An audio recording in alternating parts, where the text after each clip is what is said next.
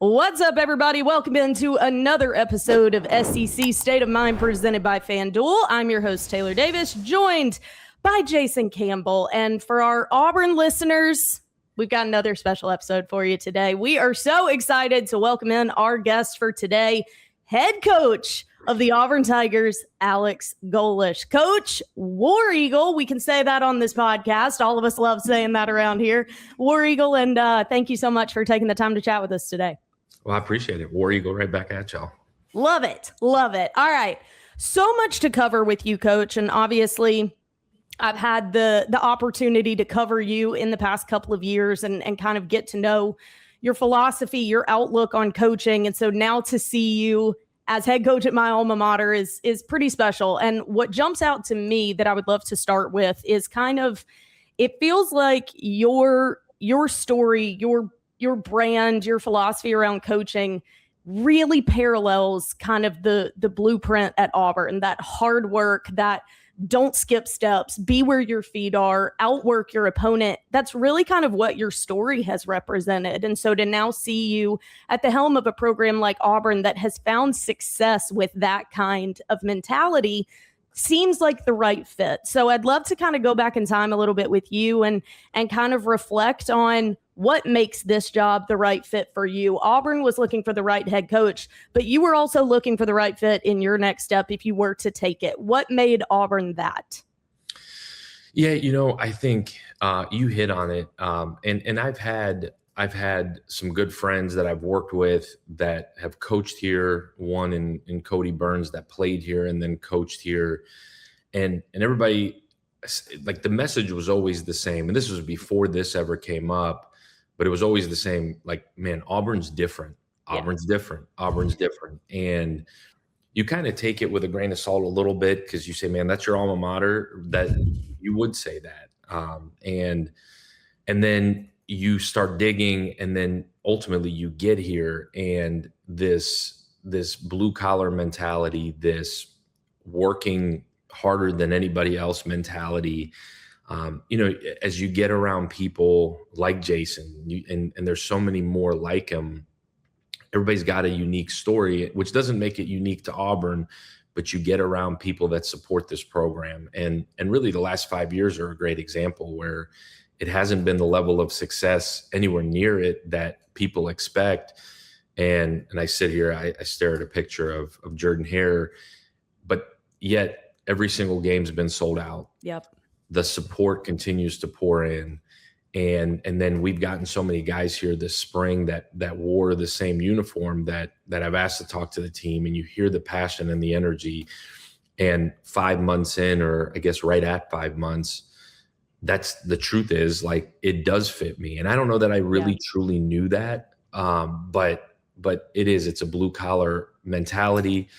What Auburn is as just a place, it goes back to it's school and football for these kids, and we haven't hid from that in recruiting. It's what it is, but it's a really, really close-knit community of people that care about this place, care about the players, care about the student athletes, and it takes one official visit dinner to get that sense. You walk in and you got to walk by 15 more Eagles to get to your table, and you sense the true passion. And honestly, it energizes you as the head coach to want to give back to not just the community, but the former players and everybody that had built this place. Right. Yeah, Coach, you talk about, the lay of the land nowadays, right? It's almost like we was having this conversation, I think it was last week, and we were just talking about having to rebuild the brand kind of back with these high school kids and the kids before them, because not a lot of them have had the opportunity to see Auburn win and see Auburn win at a high level. Those kids probably was 5th, 6th grade last time that happened. And having to teach them about Auburn, is critical. And I think that's something that, that a lot of people don't understand is, Auburn from back in the day when Auburn was great, when Auburn was winning. Taylor knows Auburn from back in the day when Auburn was winning. I know Auburn just from experiencing myself. This new generation don't know that. And now the fact that you have to implement that each and every time to parents and kids, but it's it's going to be great that when Auburn does start winning, because this is your legacy that you're able to put it back on this program to rebuild the brand back to what it's known to be, which now creates Auburn where Auburn recruits itself. So now when we're playing national televised games and we're winning, that's 50% of the battle now, because they're seeing us back to winning our winning ways. And then once you step on campus, like you said, it just eats you up, right? The fans, the people, the facilities, all the different things that are happening, even the renovation is going on to the stadium now. So there's a lot of things to make a kid be like, whoa, like it's here. You being in the SEC at Tennessee before when you was coaching, how much of that made you want to get back into the SEC as a coach because of college football and the fan base and the platform that you get to play on week in and week out? Yeah, it's really not much different than what we walked into there, in the sense of, I think as coaches, and honestly, as you get older, it kind of freezes in your mind. Like I remember watching, Jace, not to date you, but I remember watching you play. And we were in college at the same time, so that's true. You're still a little bit older than I am, but you get these moments frozen in time of what your perception, what my perception is of certain places, certain moments, and I've always looked at Auburn as a blue blood program, as a program that has an opportunity to compete every single year. And then when you dig, you said it, it's like, man, like 5 years ago was the last time that there was legitimate contention week in, week out, and really 6 years now. And so you look at what these high school kids are, man, like they were in 7th grade, 6th grade. And for a lot of their parents, and especially the kids in Alabama, the kids in Georgia, for their parents, they're like, no, it's Auburn. Mm-hmm. And every time we sit down and have a conversation, you're right, you end up educating these guys. You talk back last time I was in this league, it was very, very similar. You had to rebuild, not necessarily a brand in the sense of what Auburn University is, but a brand of what your football program is and where you're headed. And that's why I think it's so critical to have a level of success early, to have proof of concept and say, man, this is what we do. This is how we do it. But at the same time, what the brand of this conference is, and I guess ultimately your question of why come back into this, I think as a competitor, and not just a coach, but somebody that wakes up every morning and wants to be elite at what they do, you want to go play against the best. You want to go coach against the best. And I've sat with kids from the West Coast, sat with kids in the Midwest, and they all see this conference as that. You're going to go coach and play against the best. That doesn't mean that there's not great players and great coaches in other leagues, because there certainly are, but that's your ambition professionally. That's your ambition just purely as a competitor, is to come in and build an identity and then go do it on the biggest stage in college football. And that's what's exciting about this place is you hit it. It's the facilities are as real as there is in the country. The commitment that's been made from our administration is as real as there is in the country. And so if you have all of that and you have no excuse, then now it's on you. And that's what you want. I mean, you guys were both high level athletes. Like, you want it to be on you at the end of the day if you're any sort of competitor. And that's the challenge that we walked into. And I don't shy away from it. I don't apologize for anything that I've said since I've been here. Like, this is what it is. Like, I signed up for this. We've got an elite staff, and I'm so humbled by the guys that chose to come with us, and gals. We got some badass women that came here too that are helping us run this thing the way it's supposed to be run. And I'm humbled by the people that said, yeah, you know what? I'm coming with you. I believe in you. I'm rolling with you. Honestly, it's even more motivation to get this thing done and get it done the right way, but get it done really quickly too. Yeah. And I think that's been somewhat of the caveat the last few years has been, yes, you can look at the numbers and Auburn hasn't had a winning season in quite a few years, but it's almost bang your head against the wall moments, because there are so many times that Auburn's been right there. It's not that this thing has been walked all over for the past 5 years. I mean, it's really been in the fight, just can't fully put it away. And I know when you first came in, you had individual meetings with the players. I know that was important to you right off the bat. And you've said you can learn a lot from the players. They can tell you a lot of kind of the lay of the land, and that you wanted to pick their brain because even you saw not everything's broken here. This thing is not, up a creek without a paddle. What were kind of your early impressions in terms of evaluation of things you felt like were actually headed in the right direction and things that you felt like were missing in terms of teetering in those back against the wall moments? Yeah, I think and I've said this a bunch, the fact that every single guy that walked in said the same thing in the sense that they love Auburn. And when you ask like, well, what about it? And it always went back to the same thing. It's the people. It's the people. It's the people. And it's really hard to put a finger on it specifically. Like, you're like, well, what people? Like random people? But it's this energy around the athletics. It's the energy around the pride that comes with being at Auburn or being an Auburn alum. And really this whole concept of this Auburn family that, Cody Burns, I go back to Cody again, and Jace, you and I have had this conversation of Auburn people take care of Auburn people. Yeah. And you see, you meet these guys, these players, and there's a handful of them that chose not to stay. There's a handful that we chose not to stay. But the energizing message was always the same, and the people are different. The people are passionate. And so you're like, well, if there's a passion and a love for this place, then it's my job to reinvigorate all of it.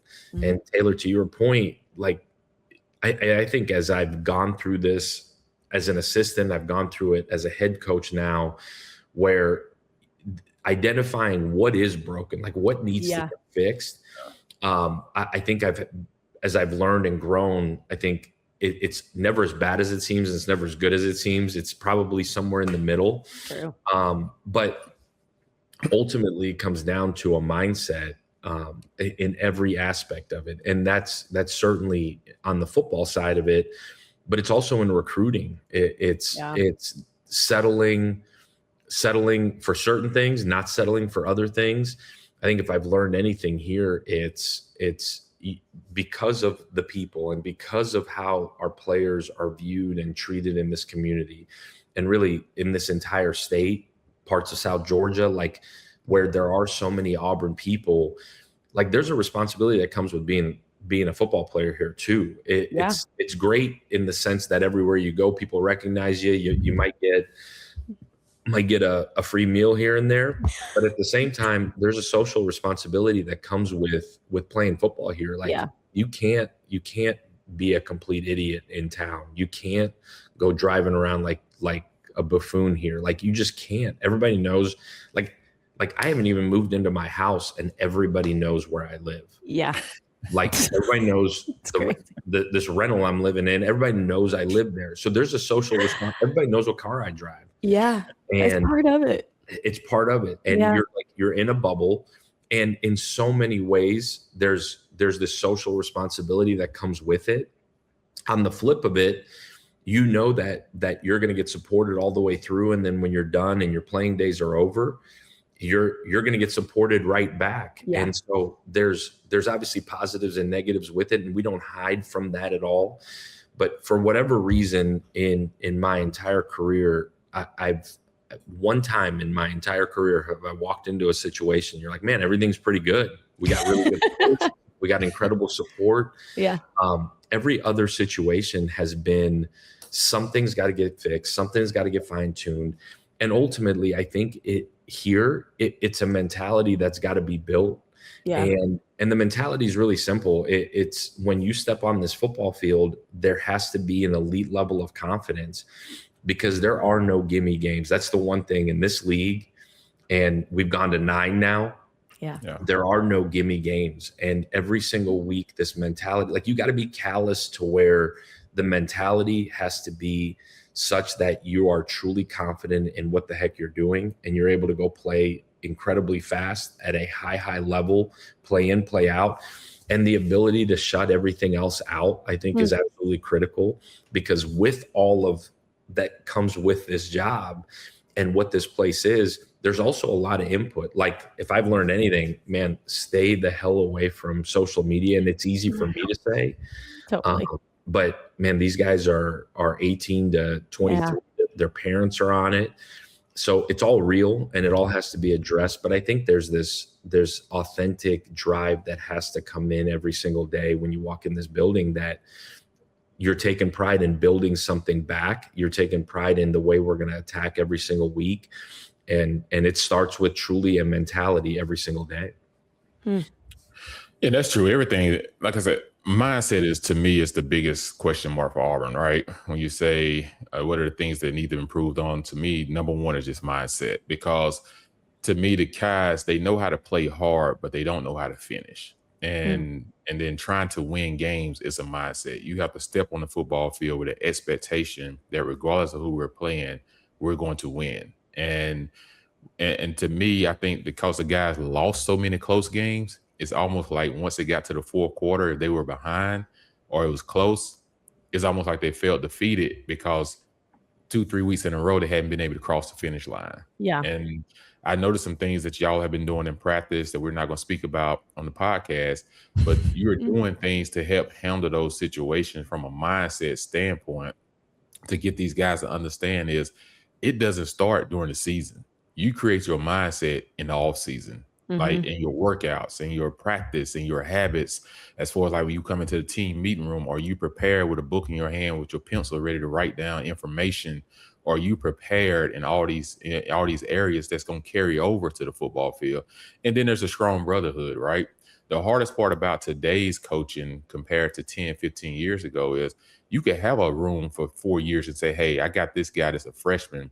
I can groom him. And by the time he's a junior, he's going to be ready to roll. Those days are now gone. Now it's like, I get this kid on my campus and I got to immediately, I'm almost forced in a way sometimes to feel like I have to play a kid that's not ready. But then you tell parents like, hey, be patient with us. Give us trust that we're going to develop your child. But most parents don't want to hear it today because there's money involved. And they feel like if my kid don't play now, he loses money for the next year. Instead of saying, hey, my kid is patient, he continues to gain because he gains more knowledge. He gains more wisdom of the game. How hard is this a coach in today's game dealing with high school kids coming out that are elite? And then all of a sudden you have to play them right away, or you feel like the kid's ready, because some of them are ready and some of them's not.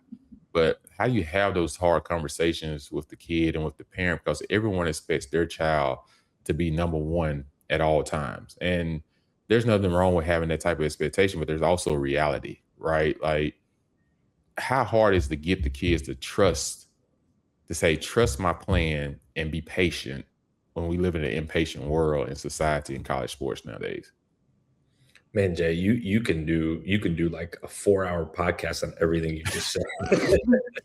It's you know what, I think everything you just said, I totally agree with. It's this level of transparency. I do think that the coolest thing about what coaching has become now is that this transparency that I've always thought you have to have anyways has come to the forefront. Like these conversations of playing time, of money, of development, like they have to happen ahead of time. And then they have to happen all the way through. And I think the communication with the parents, and it's not just the parents, Jay, it's there's generally an agent involved. There's generally other people that are attached to these guys for a multitude of different reasons. You talk about your position, like there's always going to be a quarterback coach that's attached to a young man. Like, and the biggest and most unique thing is there is a monetary value that comes with these guys now. And you can choose to hide from all of it and act like it doesn't exist, or you could be uber transparent. And I think the best thing that's happened is it's forced us as coaches and it's forced our support staff to explain everything and truly give a why to everything. Like, that's the one thing that I think we used to hide. I say we as a profession used to hide behind, well, it's just what it is, and it's just what it's always been, and I'm telling you what to do, and you just do it. I think societally we've changed in general, primarily because of this and the ability to access information that now, like, we have to tell these guys why we're doing what we're doing, and that's everything from man, workouts to how we train these guys, because they're coming in way more educated, and a lot of them have already trained at a certain point, at a certain level, all the way to, man, why we eat how we eat, why we attack certain things from a player development side, why we attack certain things from a mindset side. So you said it, man, you walk into a meeting and you're prepared and ready to go with a notebook, like explaining why and teaching why that's so important. And it carries over to class. Like, man, if you just take a notebook out and the professor thinks you care, there's generally going to be a grade correlation to that. And you teach in every aspect, and you get into the schematic side. Like, why are we doing what we're doing offensively, defensively, special teams, down to truly the plays? Like, here's why we're putting this in, and here's why it's going to help us score points, or here's why it's going to help us get a stop on third down. Like, you're forced to teach why, which then as a coach forces you to be more detailed, forces you to actually have a reason for why we run what we run, not just, man, I think it'll work, or I saw the Kansas City Chiefs do it on Thursday night, so now we're going to do it. Like, you have to have a why. And this level of transparency, which I actually really appreciate, to that it forces you, certainly as a head coach, but everybody involved with this program, having a true level of transparency. You talk about it in recruiting and this expectation to play early because there is a monetary value attached. Well, when you're sitting down with a young man, and we're talking about 16, 17-year-olds, right? Like, it is a little bit crazy, but it forces you to be more detailed on the front end of the recruiting too, of not just, man, this kid can run and jump. Like, where is he at mentally? What can he handle?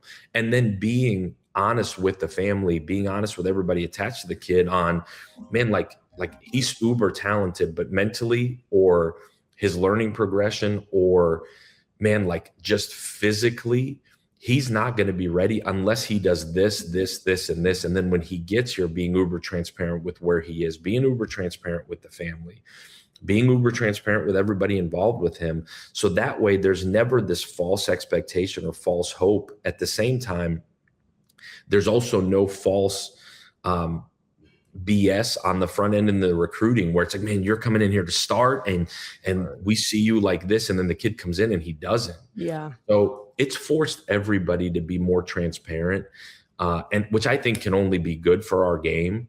It's forced everybody to be really real on the front end. I say everybody, at least here, to be really honest with where we are with each kid. And we're not always going to be right, and being transparent on that part of it. The one thing that hasn't changed, Jay, is like, these guys still, just like we did when we were that age, they want to be held accountable. They want to be taught.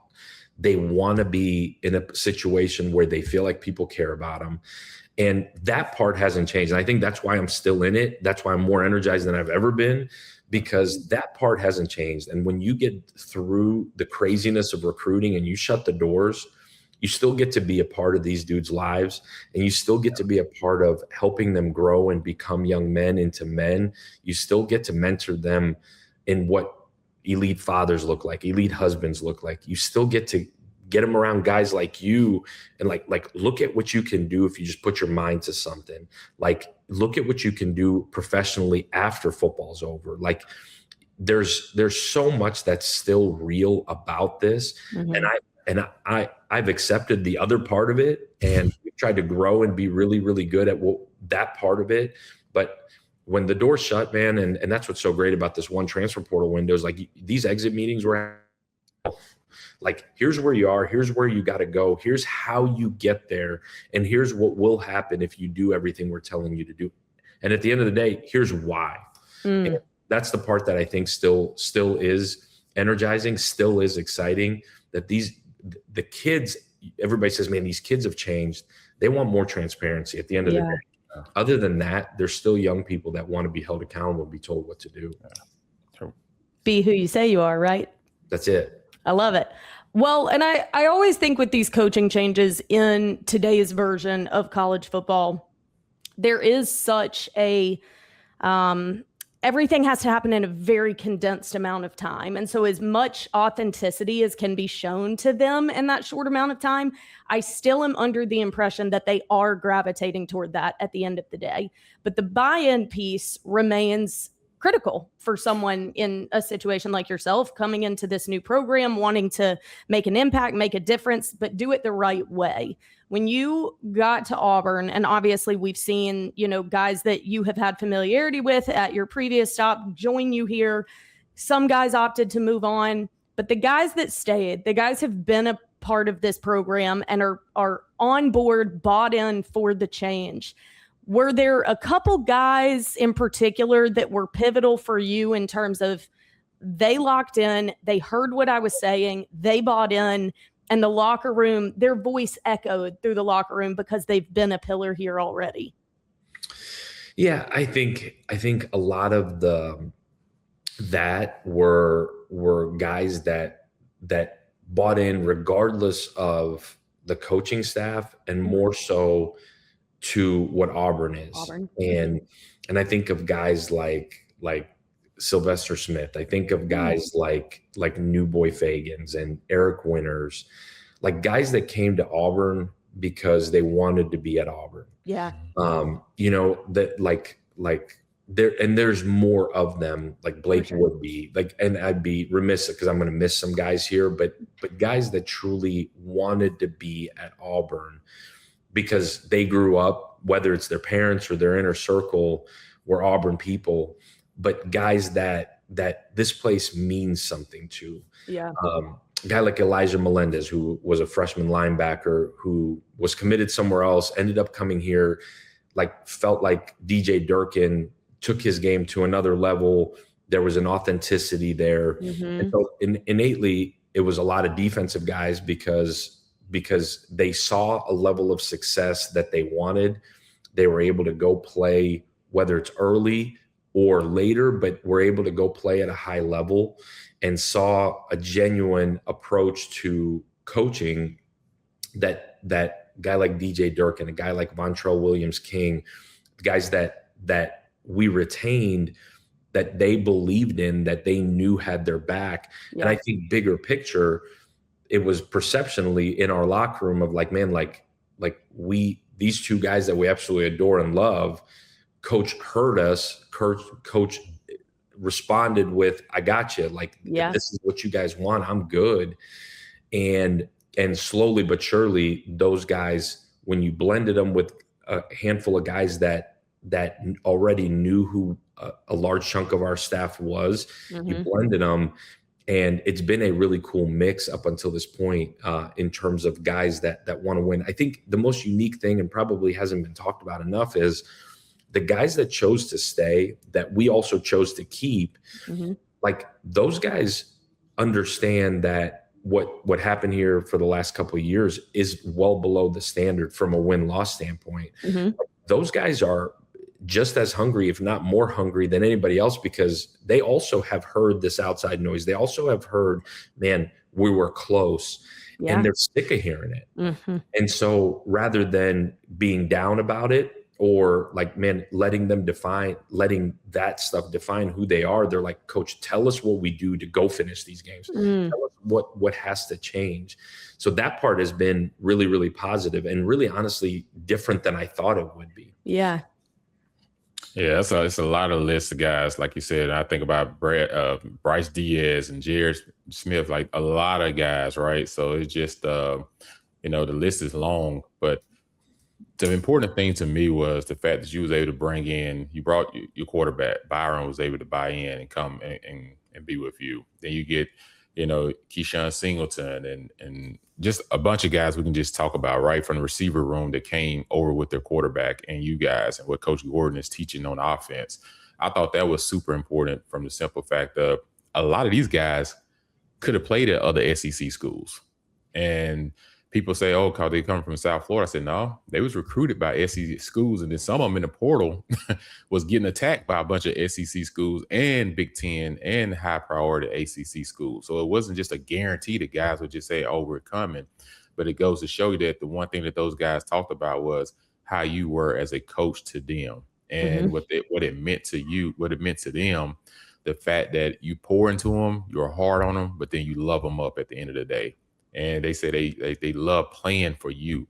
That's important because anytime you walk into a new house or something new, you're trying to figure out how to work everything, right? And then all of a sudden, you bring in some guys that know you already. Now they help teach the guys that already been here about you when you don't even know it yourself. Like, that's important because locker room to me is where you build your brand. It's your brotherhood, right? When there's guys in the locker room that can speak up for the values or the things that are trying to be taught, that helps speed up the process a little bit. Because when I see Byron, when I see these guys working their butts off and they're competing, they're pushing each other, man, I see a high level of competition. It's like, I'm here to make you better. You're here to make me better. And when I watch these guys practice and how they go after each other, to me, you talk about DJ, retaining DJ and Buntrail, the importance. Why? Because now you got guys that have been in that system for 2 to 3 years that know the system. So now they're able to play fast on defense because they know what they're doing and they're not thinking while they're playing. Offensively, you bring in guys that are in key positions. You talk about the quarterback, you talk about the receivers, but then you talk about the running back room. I feel like it's probably going to be one of the elite in college this year when you talk about them as a whole. But when you talk about those type of guys communicating, it's a big, big deal because now you got an offense that knows most of their offense and they're helping teach guys that haven't been part of offense. But then you got a defense that's been stable and they already know what they're doing. That helps you when it comes to some of these big games because, Coach, you can only do so much. But I tell guys all the time, players win games between those white lines on the field when the coach you can't get to the coach and you got to look at each other in the eyes and say, I trust you, you trust me. This is what we got to do to go get this game. And you do it. Like, have you seen that the force of communication and that force since you've been there? And what has Byron brought coming to this program with you along with Coach Gordon as the offensive coordinator? Yeah, it's been huge. I've joked about it before. It's almost like the movie Stepbrother. You got like these like these two blended families coming together. And you hit on it. I think this narrative of, man, these guys all came here, like, and Jay, you got the inside track, but these guys went in the portal.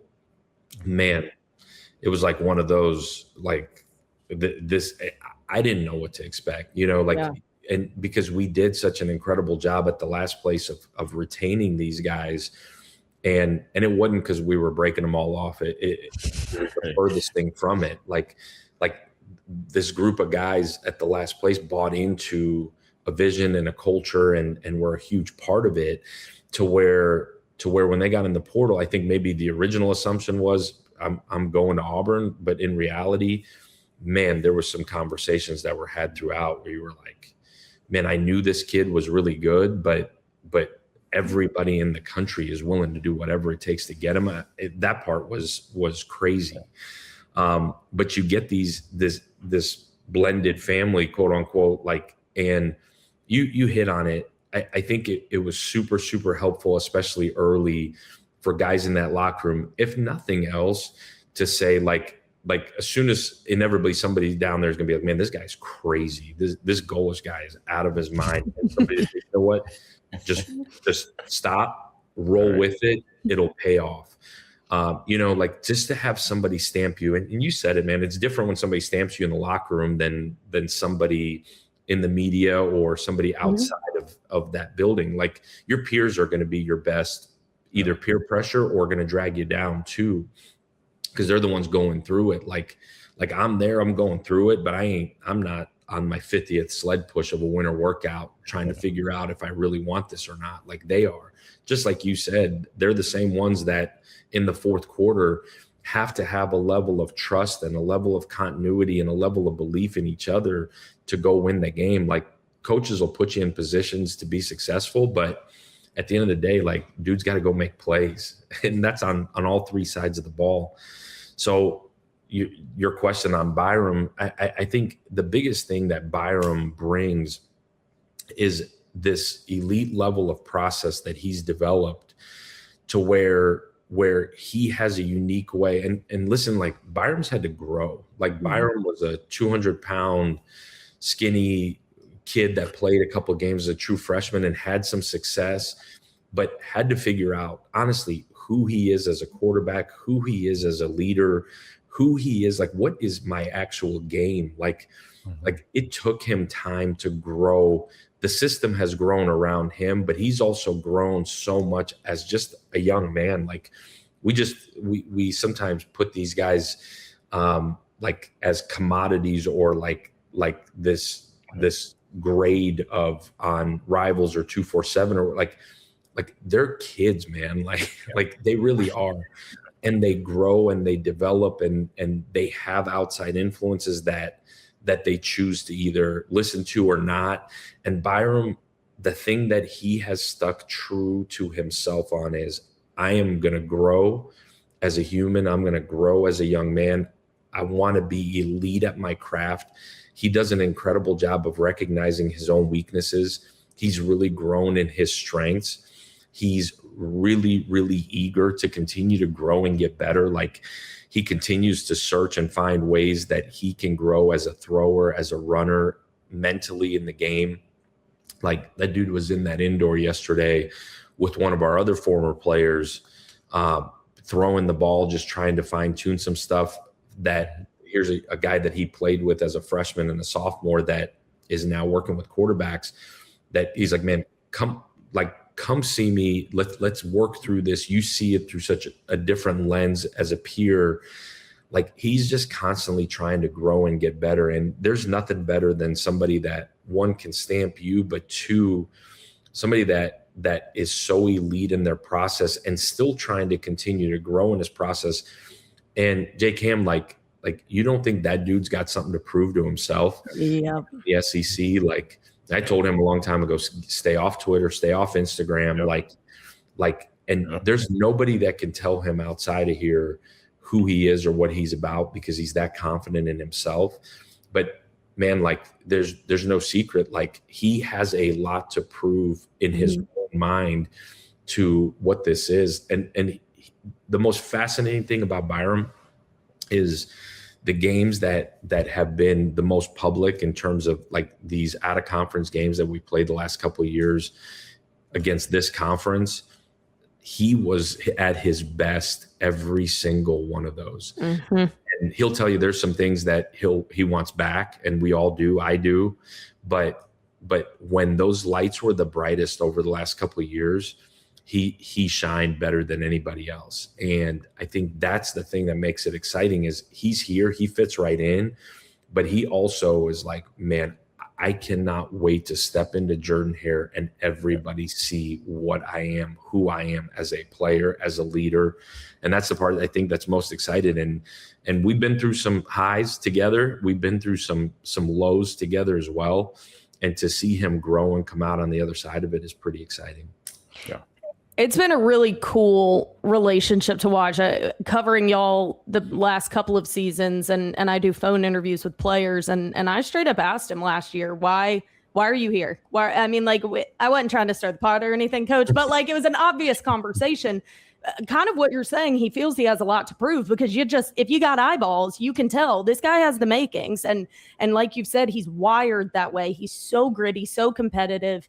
And he straight up told me he was there because of you, and how loyal he wanted to be to you, because you saw all of that in him before anyone else did. And so to see that relationship now be at a program like this, on a stage like this, is really special. And I also remember a story you told us last year. I believe it was the North Texas game early in the season. And there was a turnover on an early possession. You said you went over there, you were fired up, you went over to talk to Byram, and he just kind of smiled at you and was like, I know, that wasn't right, and balled out the rest of the game. And you said not all players could do that on a sideline, and I would trust that they actually clocked it. But I know where Byron is in his game right now and how accountable he is for things and how confident he is that I knew he was going to course correct right then, and he did. And I think having that in your quarterback, especially at a program like Auburn needs a little bit of that juice at the quarterback position. Jay can speak to that better than anybody. And to see the passion that he's bringing and the energy that the guys already are galvanizing, obviously his former teammates, but even current. And I think that even in spring and the little sample that we've gotten of seeing what this team could potentially look like in the future, his leadership is going to make a huge difference. And so seeing the culmination of the growth that has transpired for him and now leading him to Auburn is pretty special. But obviously you just wrapped up spring ball and the A-Day game that happened last week. Jay was on the radio call as well. So as much as transpired in the last 5.5 months, you did get that spring practice, which we always talk about how impactful that is. What was kind of your evaluation of spring ball in its entirety, and what ultimately are you taking away as we head into the summer months? Yeah, Taylor, we made it incredibly hard. Like, that was the intent. There were some practices where I was like, holy smokes, like I've never been out here this long. Wow. And it was intentional. It was designed to see, not necessarily see, man, who's going to make it through.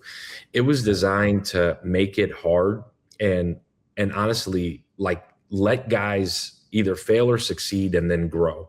I think the best growth you can make is to fail and then overcome that and then see success on the other side. I think when especially this far away from the season, like, to have guys go to a place mentally where it's like, man, I don't know if I can do this, and then either do it and then gain confidence from that or fail miserably. And coaches too, Taylor, like there was a lot of situational football stuff where we sat down as a staff and I'm like, what the hell were you thinking? and it drives you to grow and get better and continue to push forward. So we made it hard. These guys did a really good job at times and did a god-awful job at times. And then we would sit as a team and we would have real authentic conversations of why. Here's how you overcome it. Here's the mental place you got to go to. Here's the tools to get to that mental place. Yeah. And to be honest with you, as we sat down here and had exit meetings the last week, like we were so honest and so forthcoming with these guys on what has to get done. We've got a lot to get better at. Yeah. And a lot of it is the mental side. A lot of it is the physical side.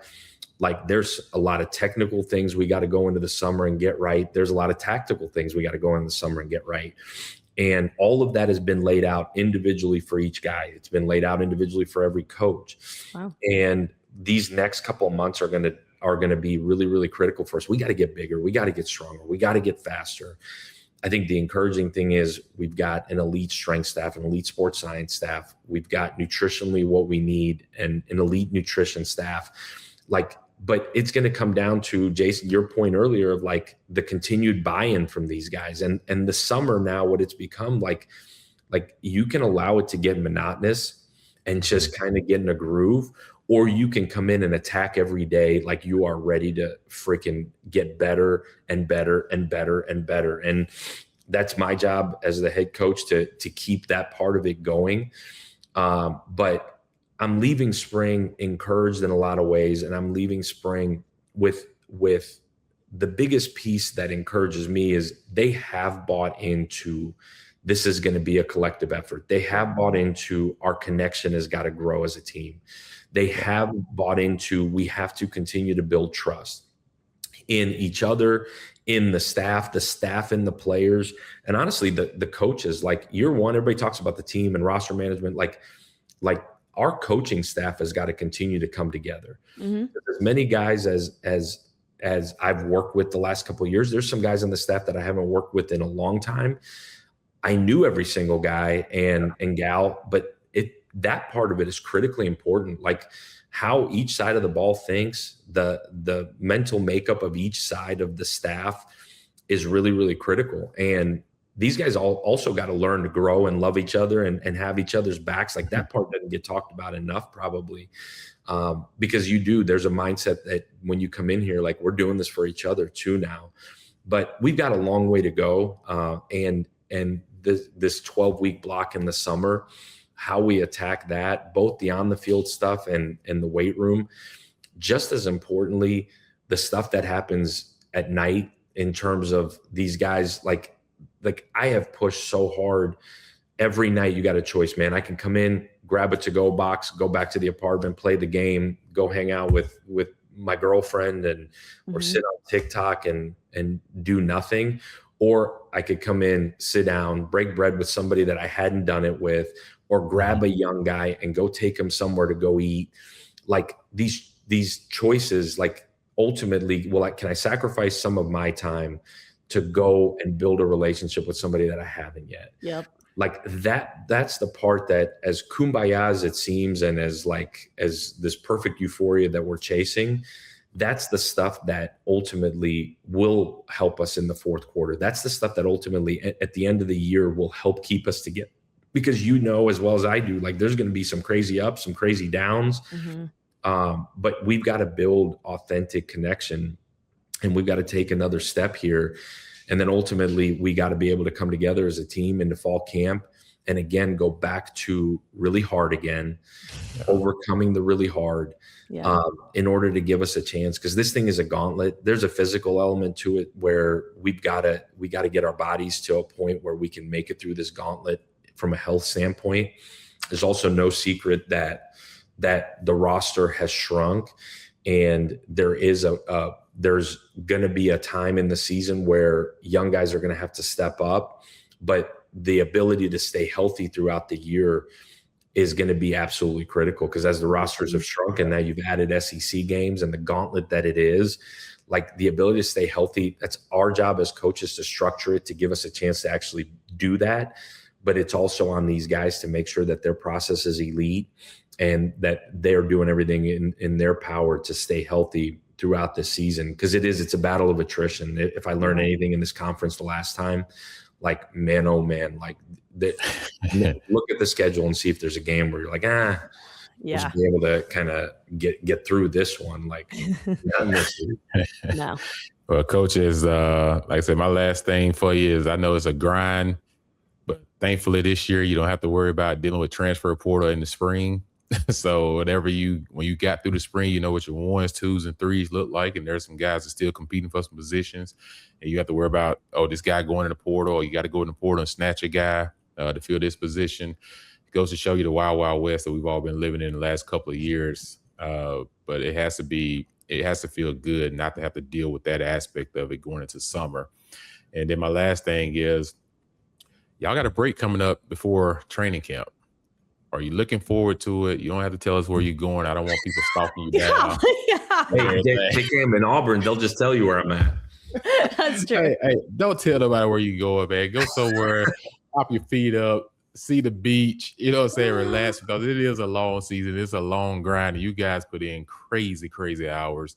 And like I said, we thank you for what you're doing for Auburn and all the work that you're putting in to try to help this place get back to where it belongs, an elite blue blood collar football. But at the same time, though, my last thing, offensive line, how do you feel? I know we missed Ramil this spring, not able to perform with health, but just overall, what are your expectations of the offensive line going into the offseason and getting ready for the fall? How do you go, J-Cam, from vacation beach? Coach, this is my life. I'm always like, where's he going? Where are we going? Yeah. I always like to play traffic cop. Thinking about vacation first, get you all hyped up and excited before you leave the show, but then reel you back in real quick, the one real moment, and then let you just, This is my life. Well, if we're gonna bring up O-line, how the hell am I going on vacation? Yeah, exactly. You know what I'm saying? Like, man, this is and you ended on that too, which in typical quarterback fashion, like, yo, AG, what Let me just drop a bomb. Hey, I'm the quarterback. Quarterbacks want to know, what the wall gonna look like in front of it. Yeah, no doubt. Gracious. Man, That was crazy, JK. That's a crazy transition. Vacation. I'm staying here. I'm gonna get this O-line right. There you go. And all of our O-line coaches, man, we got 4 of them. They all ain't nobody going on vacation. We're right here right now. But man, this O-line piece, you know what? I was really public about it. I think almost to meme-like level of this, the O-line being the biggest piece that I felt like, because it was all new. Like, you know, we kept 3 young guys here, and the coolest thing is the 3 young guys we kept, man, they all took such giant steps. Like, we hit on the guys that we attacked to keep here. And I'm really proud of that crew. You know, the biggest piece that was concerning for me is replacing Connor Luke because of what he did here, and hopefully he'll get his name called tonight or early tomorrow, because he was such an integral part as a leader. He was such an integral part as a player here, and another guy that loves this place. And so bringing Cole Best, like a guy that started for a couple of years in the system, was huge. And he had a really, really good spring. And he is a guy that's a unifier, a guy that's a great culture kid that wants to bring others with him. He had a really good center. Starts with him in the sense that he kind of gets us to in the right spots, in the right certainly protections, but really every single snap, it starts with him. You know, you talked about, we didn't have Stan Ramil this spring. He did some indie stuff as the spring went on. We got really high hopes for him. Joe Simmons settled in at tackle. It was a guy that came over from JMU, played 3 years at JMU and came from a really good culture, knew how to work. I think even for him to go and play against these edge guys that man, between Womack and Jared Smith and Joe, like, we got some really, really good dudes on the edge that he had to go against every week. Some of these battles, like him and Jared Smith, I thought it was going to come to blows. It kind of did at times, which they both needed. Mm-hmm. But like, that growth for Jared and Joe was absolutely huge, because they both took giant steps. You know, Wilson Zaire is a freshman that came in. His brother played here. His brother's in Jacksonville now. Like, we knew he was a high-level freshman, and he took a ton of reps with the ones because of the injury piece, and that dude built his confidence. Like, that's a young guy that's going to have a really, really huge future, like this fall future, that we're excited about. And then inside, we juggled a lot of different guys. Like, we gave a lot of guys reps, both inside and outside, but guys like Jacoby Ward and Ty Buster, and then we brought in Plaz in here and Cole Skinner. There's a ton of competition inside, which I think only sets us up here for the summer and fall camp, because I would tell you there's probably 2 guys in that room, really maybe 3, that would tell you, man, I feel like I'm the guy. The rest of them will tell you, man, I've got to go and earn this thing, which is the perfect place we got it at. Yep. But we built some depth. I feel way better leaving spring. But now that we've had this conversation, I ain't going nowhere this summer. I'm going to stay right here and hang out with the O-line, which, J-Cam, you know, is a miserable place to hang out, because those guys are miserable. The O-line coaches are miserable. The kids are miserable. Like, who would ever choose to do that with their life? Oh, my gosh. Hey, you did a great job with the audible, though, Coach. You made an audible in the middle of the conversation, and you gave him no choice, Jay. You know what? That's what we do on this show. You can call my wife and tell her my ass is staying right here in this office all summer. Okay, deal. I'm not doing that because you're going on vacation, and wherever it goes, it need to be a beach with some palm trees, and maybe a smoothie in your hand. Oh, there it is. The smoothie, for sure. Yeah, a good protein smoothie. Yes. Yeah. Well, clearly every detail is being paid attention to, which is definitely something I've learned about you in my time covering you. And I also just have to say, the little bit that we have gotten to see in terms of public insight, it feels like Auburn again. And as someone who, I mean, my college years included a national championship and a national championship runner-up. So I'm accustomed to Auburn being that spark, that energy, that team that's always in it. And feels like that. Obviously, there's much to be done, but Cam Newton being at practice, Gus Malzahn being around, former players being around, Lil Wayne blasting through the speakers at practice. Like, it feels like Auburn again. And so I'm so excited for the energy that you have already brought. We had Byron on a couple weeks ago, and he spoke so highly about the culture that's already being developed in that locker room. So much to be excited about. And obviously, like I said, work to be done. I know your work first, but as an Auburn grad, it's exciting to see that spark back again. So Coach Golesh, thank you so much for coming on, taking time to chat with us. We do hope you enjoy your summer, and we can't wait to see what you guys put on the field this fall. I appreciate it, Taylor. I'm super humbled to be here. I'm more energized than ever. Go get this thing right for our alums, for our fan base, and really for this community to get back rocking. So I appreciate it. I won't, because of J-Cam, now go anywhere this summer, but we'll have Lil Wayne, we'll have a little Jay-Z, we got some Tupac, some Biggie. We'll be rocking all summer right here. I love it. I appreciate y'all. War Eagle, guys. War Eagle. Warriors, go. Appreciate it.